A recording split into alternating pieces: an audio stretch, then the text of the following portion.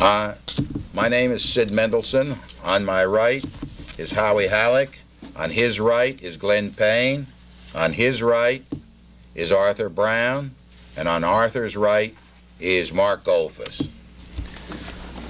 Let's continue. We're going to begin the discussion now of the directly regulatory sections of the Investment Company Act, starting with Section 10, which, as I mentioned earlier, basically regulates the composition of the board of directors and tries to reflect the congressional intent that there be a group of independent watchdogs to protect, in part, the investors in the fund, in the public fund.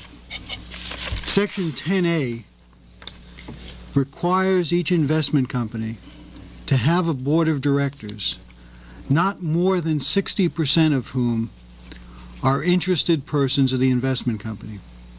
In other words, at least 40% of the directors must be non-interested or disinterested directors.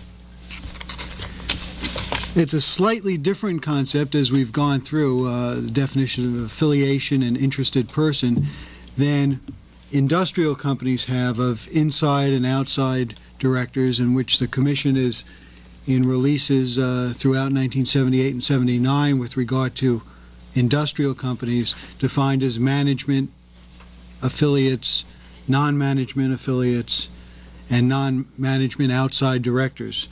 Here we really are just focusing on 2A19. Is the person interested or not? And if he's not, he's counted in as one of the independent or disinterested directors. Now, there's been a good deal of litigation under the Act, which is not involved directly Section 10 or 10A, but has focused on the role of the independent directors. I'm not going to get a lot into that, but I would say that some of the most telling comments in those opinions, and I'm thinking of the Lasker v. Burks decisions in particular, or most recently, there's a district court opinion, Second Circuit, and most recently the Supreme Court decision, where in each of the cases it was really noted that what we're doing is setting up categories to at least weed out those persons who have conflicts of interest. But that overriding that is really our inability to deal with human nature, to deal with the fact that we can't guarantee that someone's going to be an independent watchdog or someone's going to always uphold the rights of investors.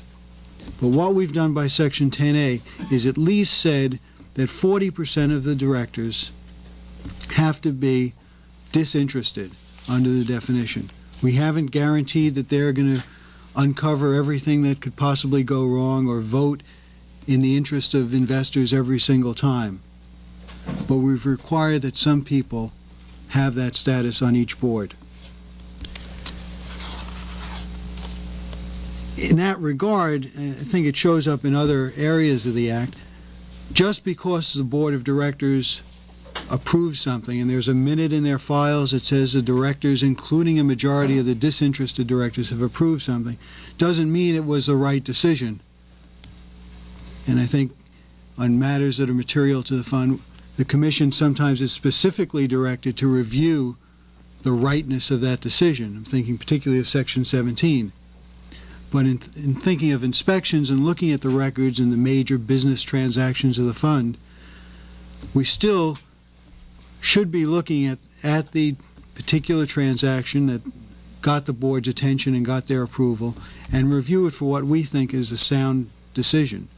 Now, under the line of cases that end with Tannenbaum and Popilski, the Commission has urged that in most matters, the Board of Directors be held to a reasonable business judgment standard, which requires a good faith determination and requires a decision that is at least defensible. There's a reasonable basis for it. There may be a reasonable basis to go 100% opposite, but a reasonable business judgment has to at least have that reasonable basis. And indeed, in the Tannenbaum case, which I won't go into at length because I'm just using it as an example, the court did find that it was a reasonable business judgment. although the Commission in its amicus brief and the Court itself acknowledged that some of the reasons weren't very good for the Board's decision in that area, and that a good case could have been made the other way. But it requires good faith and a reasonable basis.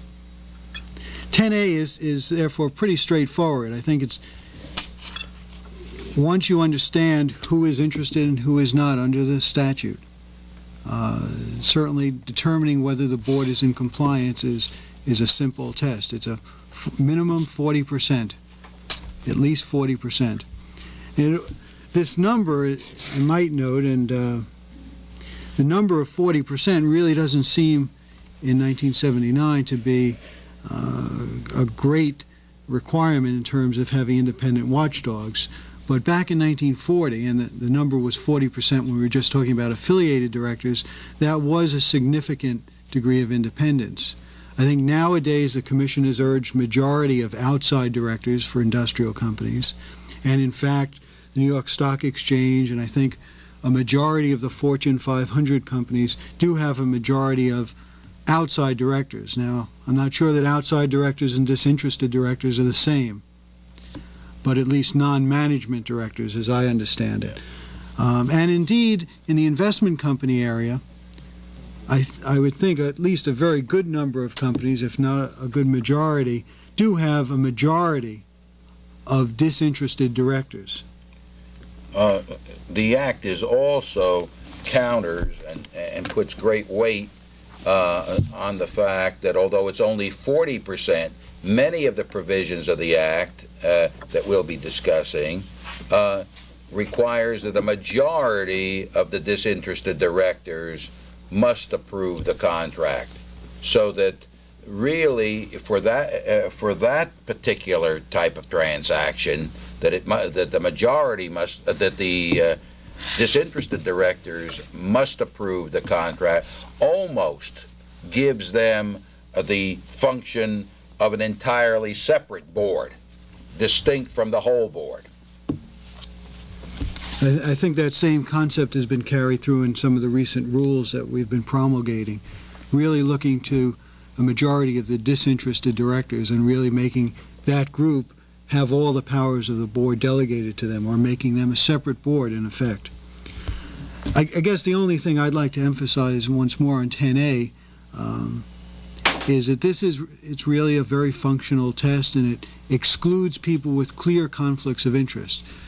But the decisions are still the decisions of human beings and human nature, and they're also the decisions of people who have been approved and voted on by the shareholders, but have been selected in almost all cases by the investment advisor or sponsor of the company. And there's one quote by Abe Pomerantz, who's a plaintiff's attorney and brought many of the mutual fund cases, who said, "The men who need to be watched, the investment advisors and underwriters, pick the watchdogs to watch them." So I think that reality can't be overlooked. And in terms of inspections, maybe the point is that that an independent majority made a decision isn't the bottom line in all cases. Well, we have, I think we're working under a mandate from the Commission at this time to give, in our rules, to give as much power as is practical to the independent or disinterested directors. And if they fail to discharge their fiduciary duties, we have been told that the Commission will be quite receptive to requests for action against those independent directors or disinterested directors. So with the added responsibility that the Commission has given, and we anticipate will continue to give to the independent directors, comes the concomitant duty to act as fiduciaries. Okay. Section 10 goes on to require further restrictions on the board of directors in two special cases that are of greater importance. One, if the investment company employs as a regular broker someone of whom a director is affiliated, either by being, or an officer of the fund is affiliated with the broker, or an employee of the fund is affiliated, then a majority of the board must be composed of persons who are not affiliated persons of the broker. Now you'll notice, it, as a minor point, that it's affiliated persons of the broker, not interested persons of the broker. This was not one of the places in the Act where in 1970 they switched terms. And that's only or mostly because there's no special definition of interested person of a broker. And there were no cases or instances that have been brought to my attention, at least, where that was a problem, where the broker had some person further removed than an affiliate of himself represented on the board. In any event, the main thing to remember is that if the fund has a regular broker, a majority of the board must be independent, unaffiliated with that broker. Now, regular broker is not especially defined anywhere.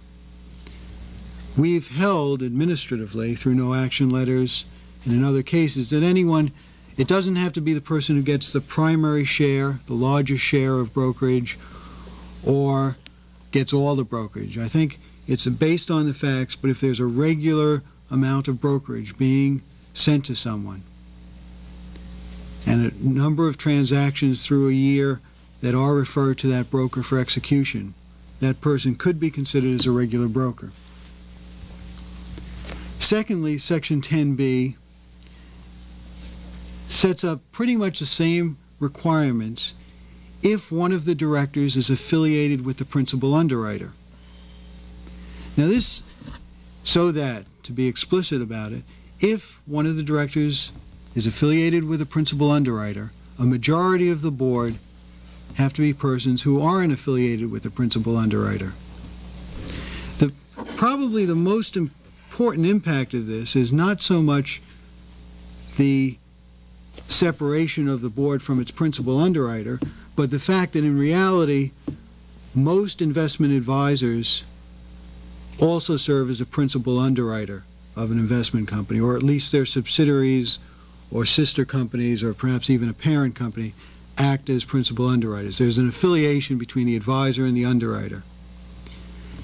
And that also then has the effect, in that case, of having the board needing a majority of persons who are independent of both the underwriter and the advisor in reality. 10b-3 also requires that the investment bankers and affiliates of investment bankers can constitute a majority of a board.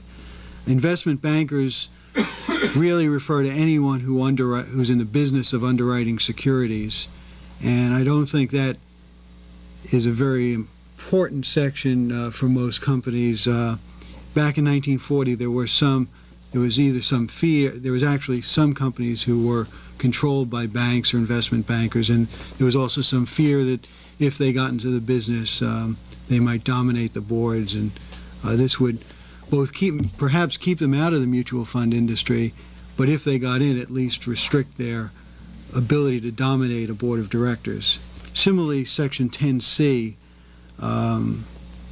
prohibits a majority of the board being affiliated with a particular bank, a single bank. That obviously, particularly with Glass-Steagall restrictions, hasn't become a realistic problem for anyone. Unless there are any questions on 10A or B, I'd like to move on to the most significant exception to these requirements. I'd just add that if you have a situation where an interested director is disqualified or resigns or dies, the investment companies are given a certain period of time to obtain a replacement, so you don't have an automatic violation. That's right. That's provided by Section 10E of the Act, which I'll just go over quickly. If the board can replace the director, they have 30 days, and if the fund shareholders have to replace the director by vote, it takes 60 days. I think you've already heard Section 16 and how directors can be replaced in the particular circumstances that would dictate shareholder approval. And 10E also allows the Commission to give extensions of time where there's good cause shown. The only other section of 10D is basically an exception to 10A and 10B2. 10A requiring the 40% disinterested and 10B2 requiring a majority disinterested if the principal underwriter is represented at all on the board. 10D is, I guess, a little out of the normal regulatory course followed in the 40 Act. It's a little like some of the IRS regulations and rules in that it speaks in a very generic sense, but I think what the drafters had in mind was a very special situation. And the special situation were the funds that were set up by no-load investment counselors, which were some of the oldest funds in America in 1940, and if not a dominant sector, certainly a very large sector of the industry in 1940. In effect, 10D allows a company to have only one disinterested director. In other words, it's only required to have one disinterested director if it meets the following conditions. First, it's an open-end company with a no-load company. That is, no sales load is charged. And if there's any premium over the net asset value, which is not a sales load, and I'm not sure you really can have a premium over the net asset value, which doesn't constitute a sales load under the definition, but it can have a premium over that net asset value, if that's possible, and a discount upon redemption, which it could have. It could have a redemption load that doesn't exceed 2%. So in effect, it has to be a no-load, open-end fund which doesn't subtract more than 2% upon your redemption. Those redemption fees, to my knowledge, no one has really ever charged more than 1%, and it's usually to reflect the brokerage that might be incurred when you redeem. When you redeem, the advisor may have to go to his portfolio and sell off some stock on the theory that it's unfair to charge the brokerage to the remaining shareholders. That redemption fee goes towards that brokerage. And I don't know of any cases where it's been greater than 1%. So those three qualifications have to be met. The advisor, and then there are a series of qualifications on the advisor. First of all, it has to be a registered advisor. Well, under the 70 amendments, all advisors to mutual funds do have to be registered unless there's some specific exemption made. And they have to be engaged principally in the investment supervisory business. And this is the phrase that makes the exception so particular, because the investment supervisory business is defined in the Investment Advisors Act of 1940 as being in the business of rendering continuous advice on the basis of the individual needs of each of your clients. Now, there are a lot of words in that definition which have not been interpreted very fully since 1940, but it was meant to apply to a certain group of persons who are primarily engaged in the investment advisory business and who really organize these funds initially to provide a service to their regular clients. So they might have a client, and these typically were large individuals or institutions who had millions of dollars, and most of that money was managed individually, except some of that money might be best invested in a common pool, a mutual fund. So it was really an adjunct to the business. And I'll get back to this point later on when I try to explain why 10D is there at all. The advisor has to be registered, has to be involved primarily in the special business. It can't receive a management fee exceeding 1% of the net assets. And that management fee has to cover the ordinary administrative costs of the fund. It has to pick up all the executive salaries and office rent of the fund. And finally, it has to not have the fund bear any sales or promotional expenses, except in compliance with the securities laws, which essentially means the fund might be able to pay for the first prospectus, which is always the most expensive one coming off the printer, that has to be filed with the commission before you can sell securities. And similarly, the first prospectus or other filings have to be made with the states. But any other expenses would be deemed sales and promotional expenses and could not be borne by the fund. That sort of special mutual fund only needs one disinterested director. And I've already said that it's a very particular case and it comes at the behest of a special group of advisors. But I guess the rationale for it and the fact that it is available to anyone, not just named advisors, relates back to this sense of being in the investment supervisory business. That the person who has $10 million and gives it all to a particular advisor to invest is not really relying on any independent watchdog. That's an ordinary advisory relationship subject to Section 206 and anti-fraud under the Advisors Act. But there's no board of directors superimposed in that relationship between the advisor and the advisee. The funds that were run by such advisors were considered adjuncts to the business.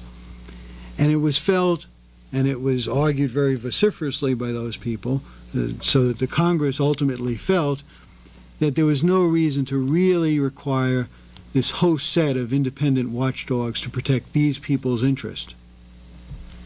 And on the other hand, they didn't allow the funds to be set up without boards or with completely dominated boards. So this compromise was essentially set up where there would be at least one disinterested director. Now, there are a number of funds that do rely on this exception. So in the course of inspections, you may be looking at a prospectus or the list of directors and see that the 40% test is just not even close. There's one disinterested director.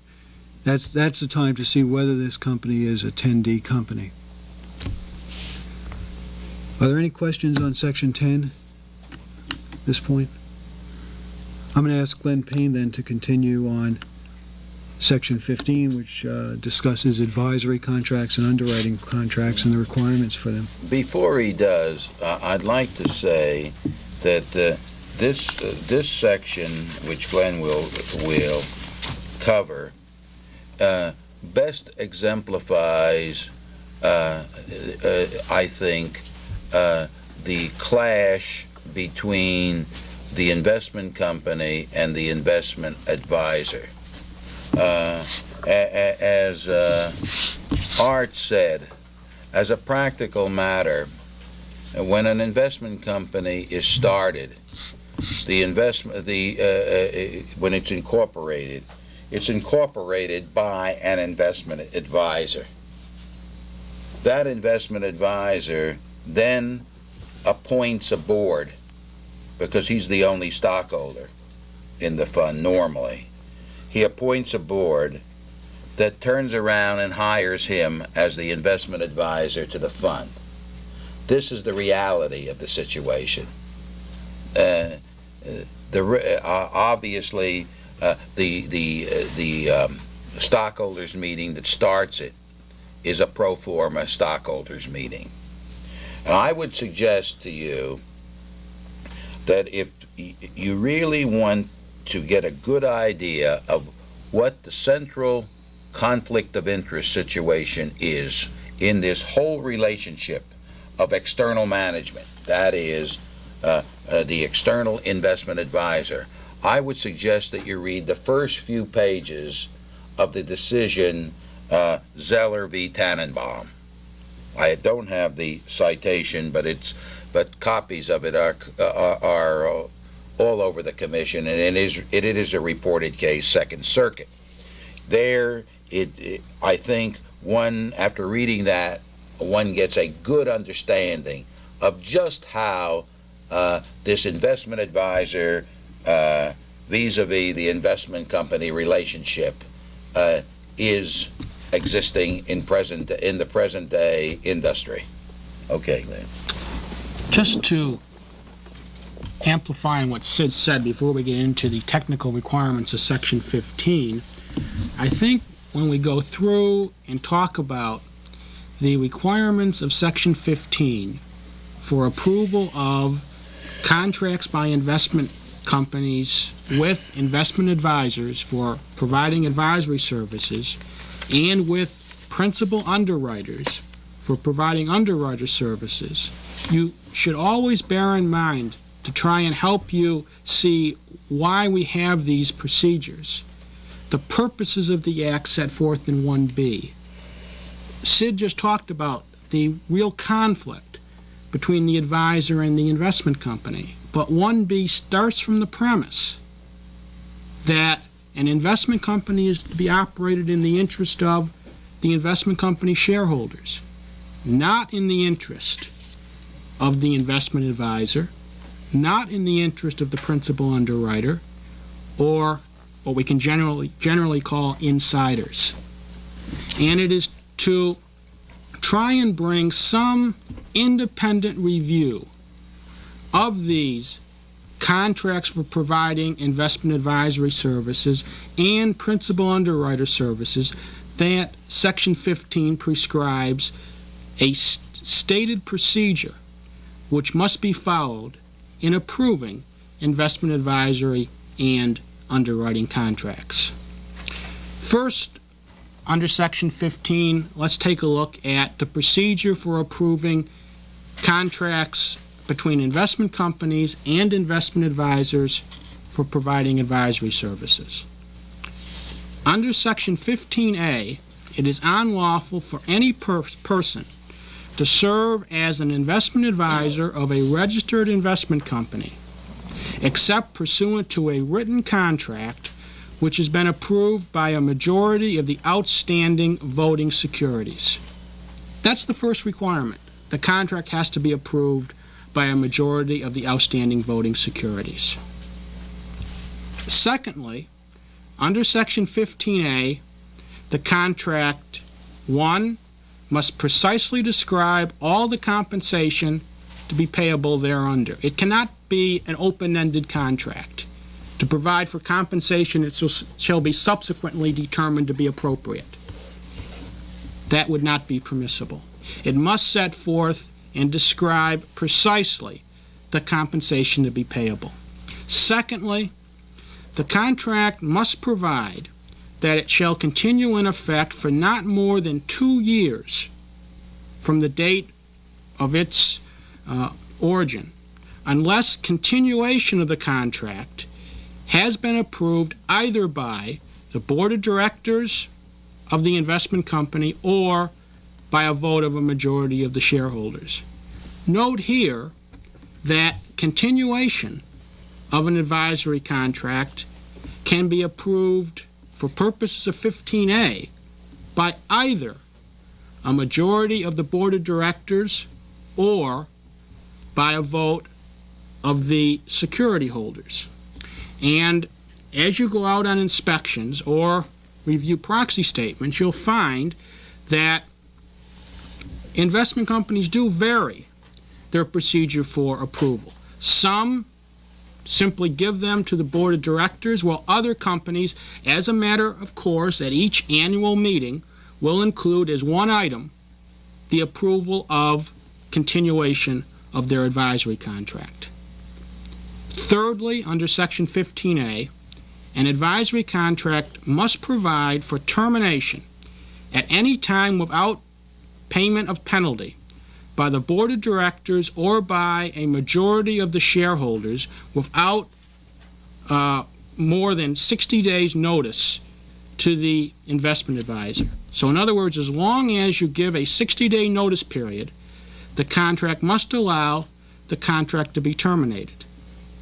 Now, I must admit, cases are very, very few and very, very far between where, in fact, either the directors or the shareholders act to terminate a contract.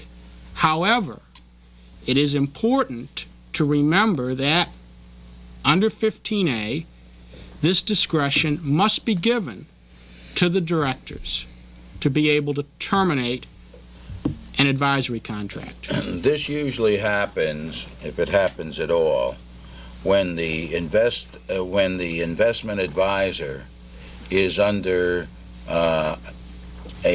some type of enforcement action, and the directors themselves are under pressure to get rid of the investment advisor as a matter of their own fiduciary obligation, where they themselves have in hand the evidence which shows either that the investment advisor has been breaching his fiduciary duty, or possibly even taking money under the table, something of that sort. Yeah, that's important because you will note when, as Sid indicates, you do have a termination. As much as we would like to think that directors of investment companies who see that the advisory contract or the investment advisor is not giving them the performance that they would like, would act to exercise their rights under 15A3, more likely, and indeed the only cases I can recall also, the time when they do terminate is where they find that there is not simply a question of the investment advisor's performance, but a question of whether or not the continuation of an advisory relationship with a particular advisor would have enforcement implications for the investment company. I once asked a group of counsel for independent directors why the contracts were not terminated for what appears to be poor performance. And they indicated that directors, as well as their counsel, hesitate to use this prerogative when in fact the securities of the investment company were purchased by investors on the reputation of that investment advisor. In other words, Dreyfus Fund is nothing more, in effect, than than an extension of Dreyfus Management. And people were buying Dreyfus Management. And it's very serious, so they say, to then remove Dreyfus Management after the shareholders have purchased Dreyfus Management. Now, this may be a nice rationale for continuing the investment advisor no matter how bad his performance is, but that is the rationale that is given.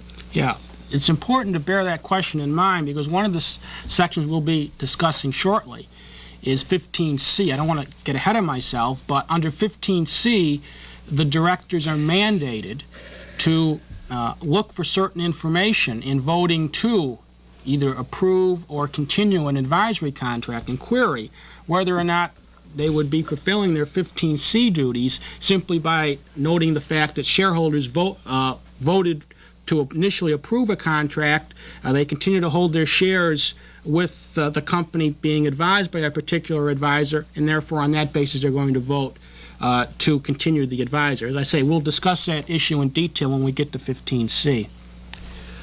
The fourth specific requirement in 15A as to advisory contracts is that an advisory contract must specifically provide that it will terminate in the event of an assignment.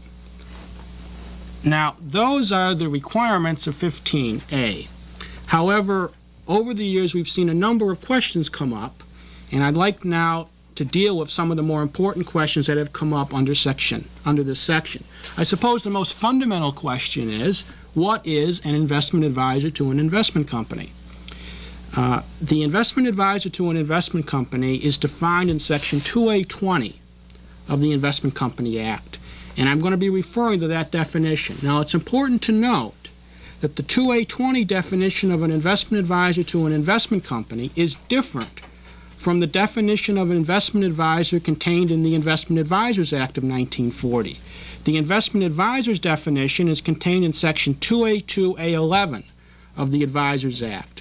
And if you're on an inspection and you have a question as to whether or not a particular entity is an advisor, it is important to keep in mind what act you want to resolve the question under. If you're talking in terms of an investment company, an investment advisor to an investment company, you look at 2A20.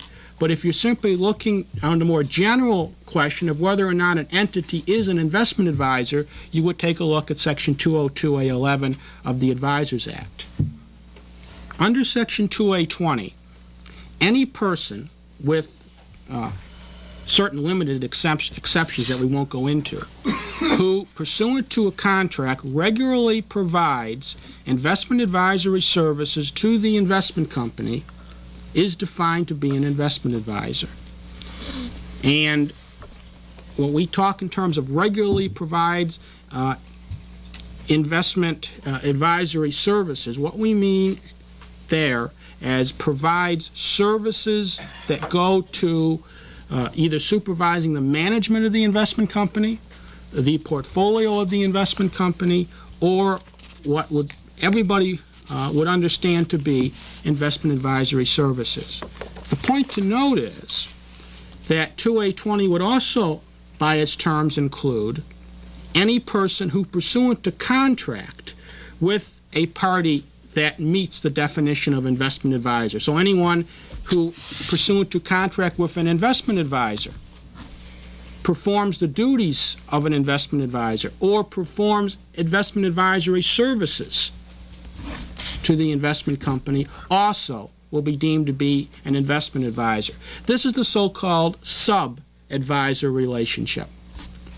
The best way to make this point is we see it quite often where an investment company enters into a primary investment advisory contract with Company A, whereby Company A will manage the company's affairs and also supervise the portfolio of the investment company.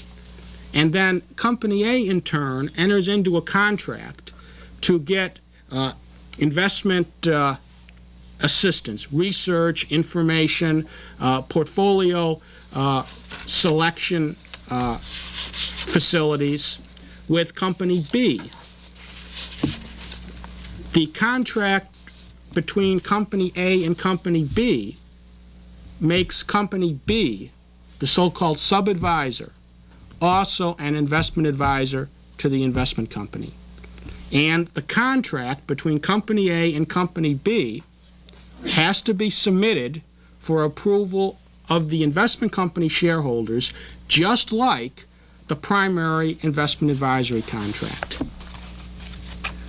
Glenn, what about a broker who probably won't have a written contract in any case, but a broker on whom the direct investment advisor relies for a regular stream of information? We would not.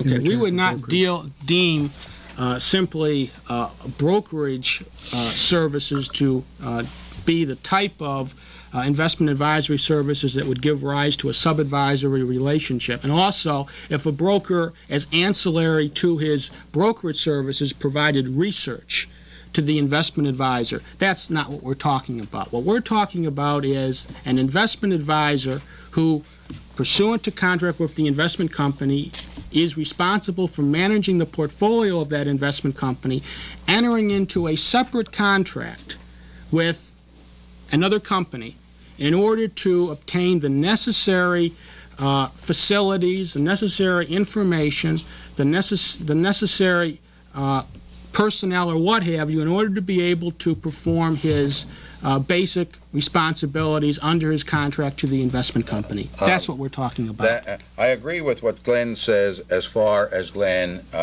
went. However, there are certain situations, and I'm sure Glenn knows, that where the investment advisor does not use his own facilities, but rather uses the broker-dealer facilities almost exclusively for investment advice. And I refer you to a case called managed funds, where the investment advisor either was totally incompetent to make investment decisions or felt so constrained that he depended upon a New York Stock Exchange broker to make the decisions, that the commission brought a stop order proceeding in that case, and part of the charges were that the undisclosed investment advisor, the real investment advisor in effect, was the broker dealer who was in fact calling all the shots, and for that the broker dealer was getting 90 to 100% of the brokerage.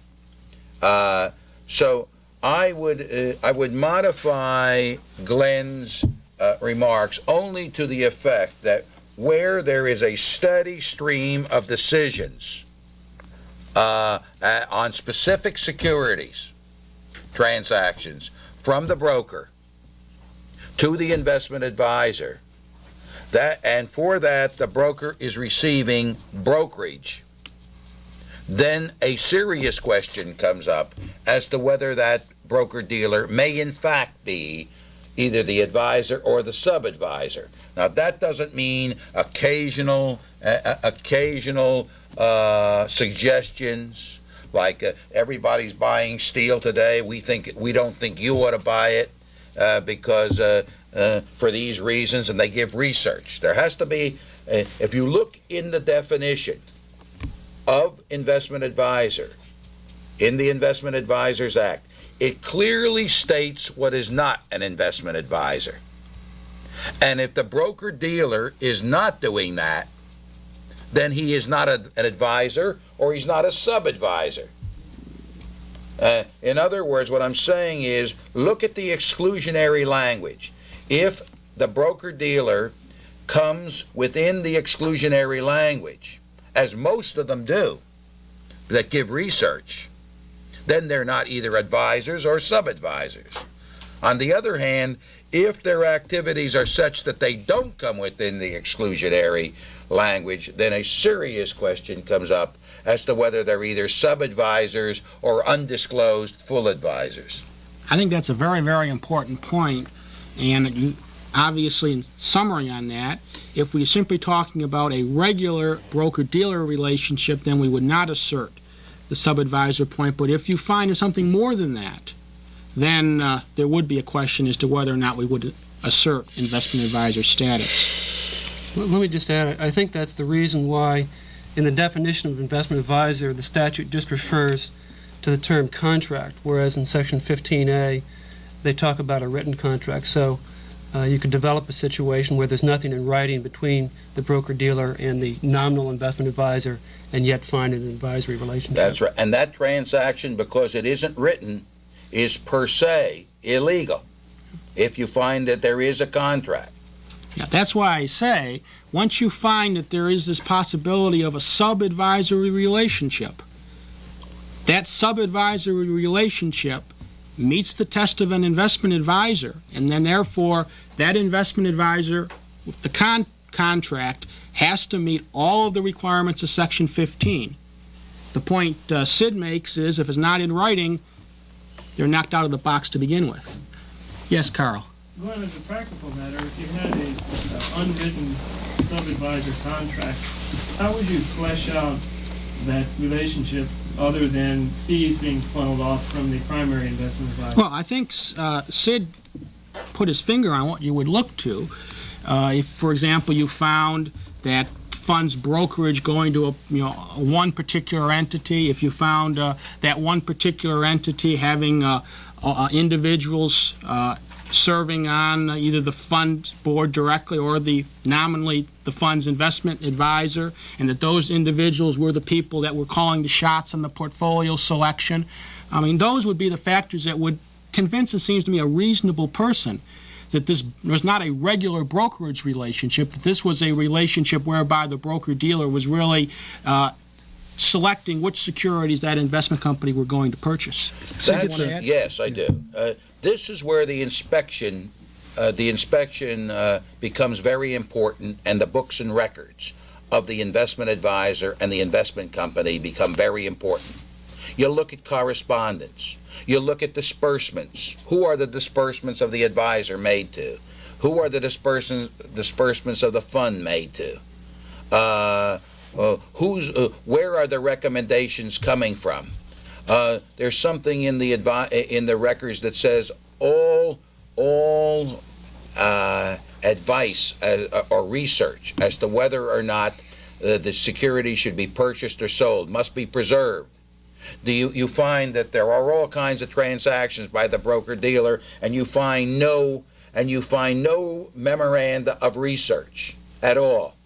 I mean, you either then have the idea that he's throwing darts at the stock exchange board, or he's getting his information from somebody else. It's a matter of the ingenuity of the inspector to put the facts together that are on the books. And that's why we're having a special session on books and records to emphasize that the real information that many of these problems that are uncovered in discussing many of these problems are in the books and records. Yeah, I think Justice Stewart's definition of obscenity is particularly relevant here when he said, I may not be able to define it, but I know it when I see it. As Sidney indicates, some of these relationships, when you get into the inspection, you look at the books and records, you just see a relationship that when you go back to the investment company, indeed when you go back to the broker-dealer, it's very difficult for them to argue that it's not the type of relationship that gives rise to an investment advisor relationship. Glenn, I've heard of the 40 Act being referred to in many terms, but this is the first time that I've ever heard it mentioned in terms of obscenity. With all due respect, Sid, I'm sure you have heard industry people use that term a number of times. Well, I've heard them use four-letter words with respect to it, but not as expressly as used on it today. Yes. I hate to change the subject, but the substantially all language as it relates to sub-advisors. What if two hypotheticals, somebody clearly providing investment advice, in one instance regularly provides investment advice to the advisor, and the advisor then evaluates it and ultimately makes his own decisions. Second case would be a fund that, let's say, is 15% invested in aerospace. This sub-advisor provides advice and research on just aerospace companies, and the advisor almost always follows the advice with respect to that portion of the fund's portfolio. Wow. Is that within either of those cases? Do they come within the sub-advisor definition here by virtue of providing substantially all of the duties undertaken by the advisor? Well, the word.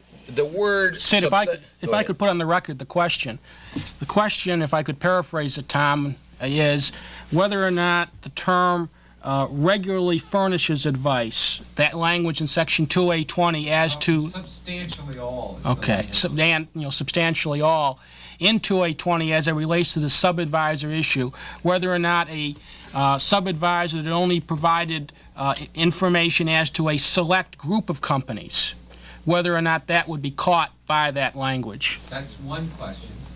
And the other question is somebody who provides research and investment advice, but the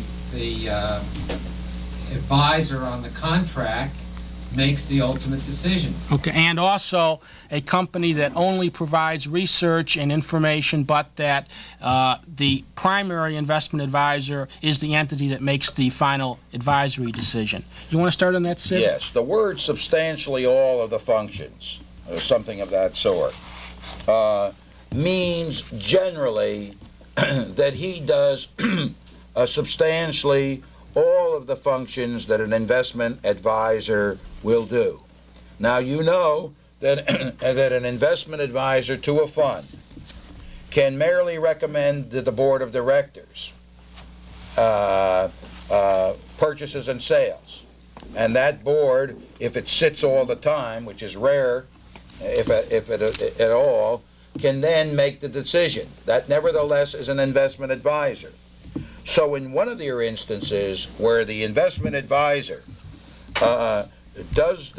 provides the recommendations as to specific purchases and sales of securities, which may or may not be taken by the investment advisor, is nevertheless, in my view, barring any other facts that you might have, a sub-advisor to that investment advisor. As a matter of fact, this would be the best definition of a sub-advisor. A sub-advisor that provides information and recommendations upon which the advisor, on a regular basis, as stated in the definition, on a regular basis, would, in my view, be the classic case of a sub-advisor. With respect to your other situation, where the advisor, as a practical matter, accepts the recommendations of the quote sub-advisor, end of quote, I would say at the very least that person is a sub-advisor, and at the very most he's a co-advisor. Now, as you know, we have had funds in the past. We don't have them. I don't think there are presently in existence. Competitive capital, for example, where a portion of the assets of the various of the fund was given to several advisors to manage. All of those advisors, in my view, were advisors to the fund and not sub-advisors, because they managed a portion of the assets. It doesn't say in the Act that he has to manage all of the assets, but in one of the cases that you put forth, Tom, it seems to me that you have an advisor, in effect, managing a portion of the assets, at least with respect to a particular industry or industries.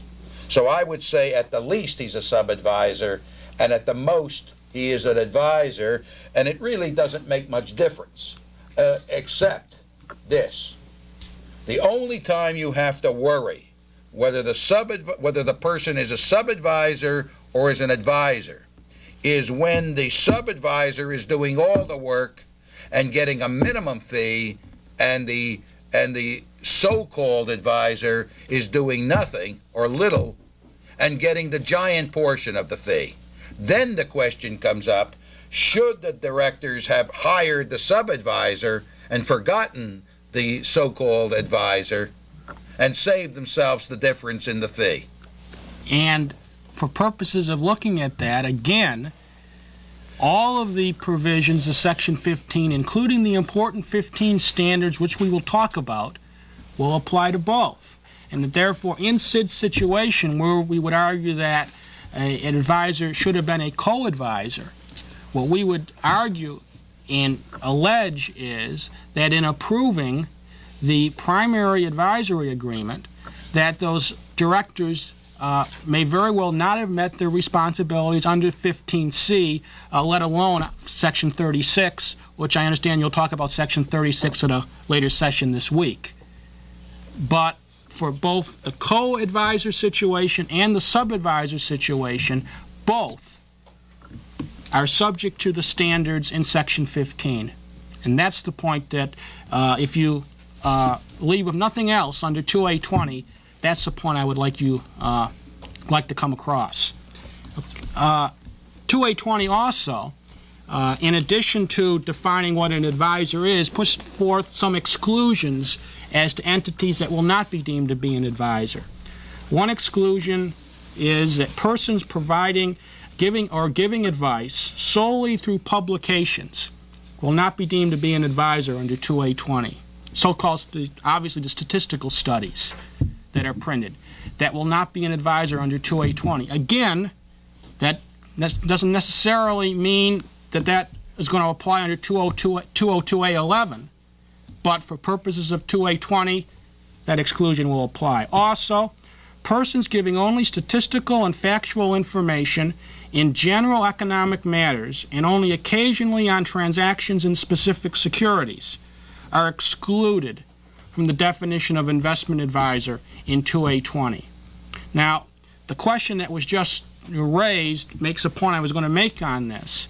If a entity tries to argue that they are doing nothing more than giving general economic trends on particular industries, but lo and behold, we find that the investment company's portfolio is invested in that industry, and that the entity providing the, quote, research, unquote, also is involved in deciding what the companies ultimately are invested by the investment company, then we would say, notwithstanding the terminology of the research report, that does not qualify for the exclusion, that entity is an investment advisor, that they're not simply providing periodic research services, that they are, like any other investment advisor, responsible for managing the portfolio. The third exclusion is under 2A20, a company providing advisory services at cost is excluded. Now, it's important to note that this is a very limited exclusion, and it is limited in the legislative history. If you look at 2A20's legislative history, you'll find that the purpose of putting this exclusion in was to cover companies that were set up to manage or advise internally managed investment companies. A very, very limited exclusion. Now, based upon that legislative history, the division has taken the position that the exclusion for cost does not come into play where an investment advisor is in the business of providing an investment advice for a fee. In other words, an investment advisor cannot simply pick up an investment company client, provide those services at cost for that client, and rely on the exclusion if he is providing advisory services to other investment company clients at a fee. Now, with this exception, we have taken no action positions where in an emergency somebody has to come in and manage this fund, and he manages it at cost with the hope of getting the fee. Now, we've allowed it for relatively short periods of time, but it's always on an emergency basis. For example, a fund is orphaned, an investment advisor is disqualified, somebody has to come in. In the case of equity funding, when the equity funding that was owned the investment advisor, when all of their people were indicted for fraud, it was obvious that they had to get a new investment advisor. So at that time, we took either a verbal or a written no action letter to the advisors who came in and took over that fund on a temporary basis at cost. This then is the definition of an investment advisor in Section 2A20. I see our time is running, and we'll open up the next session with questions, if you have any, on the definition of an investment advisor in 2A20, and then we will go back and see what procedure has to be followed once you have an investment advisor in getting his advisory contract approved under the standards of Section 15A. Thank you.